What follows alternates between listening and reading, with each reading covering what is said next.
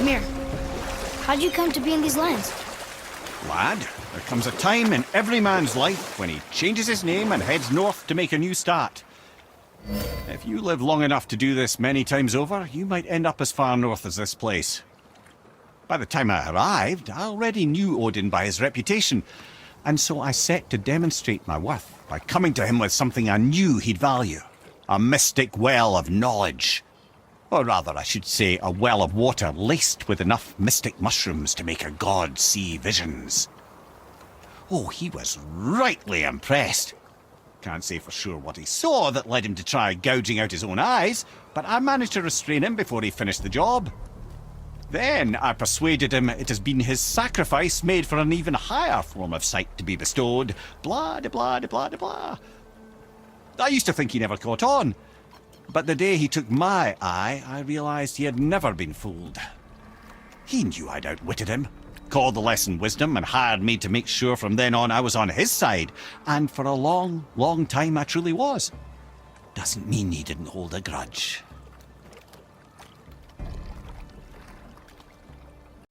Mimir, why did you work for Odin if he's so horrible? It's my career! And if you mean to make your career as a counsellor to kings, he can't very well rule out petty maniacs. Available positions are scarce enough. My first master was a cruel piece of work as well, but I learned through him the enduring power of wit, which served me well with kings and gods alike. I couldn't have been much older than you when I started. A fairy king's errand boy and unofficial jester. By night, my mates and I had the run of the forest. Good fellows they called us, knavish spites to the last. We'd get up to all manner of mischief, making fools of the local mortals. But as long as our lord was kept amused, we were spared the consequences. Oh. Then one day he was not amused, and I saw fit to move on.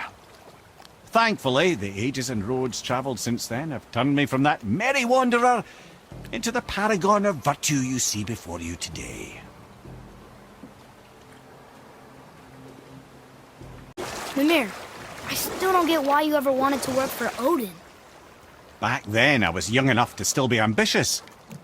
The Aesir gods were as powerful a force as I'd come across, but they clearly lacked for strategy, focus, and sage counsel. All this could I faithfully provide. And so, a stranger from a far-off island found himself with Odin's ear, trusted as he trusted no one but himself. And with that kind of power, laddie, I must confess, there are perks. Yeah, but he's Odin.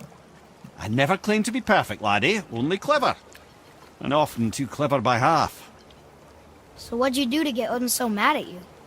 Well, for a long time my job was to enable Odin, and I was fucking excellent at it. Gradually, as I grew more to care about people and the world, my job became to contain him, to protect him from himself.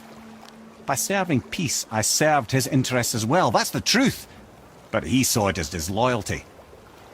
No longer trusting my motives, but not wishing to part with my brain or tongue, he bound me to a tree and adopted a new pastime of casual torture. Well, I'm glad we came along to cut off your head. Aye, lad. Lucky break that was.